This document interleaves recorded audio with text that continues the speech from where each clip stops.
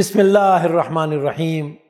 ناظرین کرام، سامعین کرام، علماء امت فرماتے ہیں کہ نفس انسانی کے خطرناک ہونے کی دو بڑی وجوہات ہیں۔ وہ بیان کرتے ہیں کہ پہلی وجہ یہ ہے کہ نفس گھر کا چور ہے۔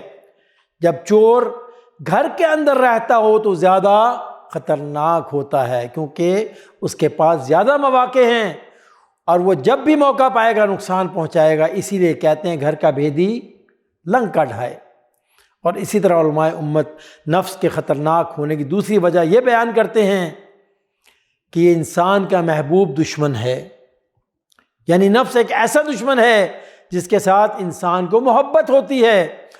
جب کسی انسان کو اپنے دشمن سے محبت ہو جائے تو انسان بڑے آرام سے وار کھا لیتا ہے۔ حیران کن بات یہ ہے کہ جب کوئی محبوب ہوتا ہے تو اس کی کوتاہیاں بھی نظر نہیں آتی، کیونکہ محبت نام ہی اس چیز کا ہے کہ محبوب کے عیب محبت کی نگاہوں میں ختم ہو جاتے ہیں اور اسے اس کی ہر چیز بہت اچھی نظر آتی ہے، خوشنما نظر آتی ہے، کیونکہ نفس گھر کا بھیدی اور محبوب دشمن ہے، اس لیے زیادہ خطرناک ہے۔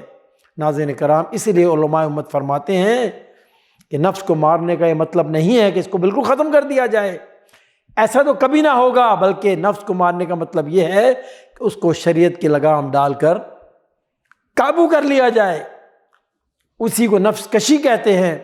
اب مسئلہ بڑا نازک ہے کہ ایک طرف تو نفس کے لیے اتنی قوت ہونا ضروری ہے کہ نیک کام کر سکے، اور دوسری طرف یہ اتنا کمزور ہو جائے کہ گناہ نہ کر سکے۔ اسی بیلنس کو قائم کرنے کا نام تزکیہ نفس ہے۔ وصلی اللہ علی نبینا محمد وعلی آلہ وصحبہ اجمعین۔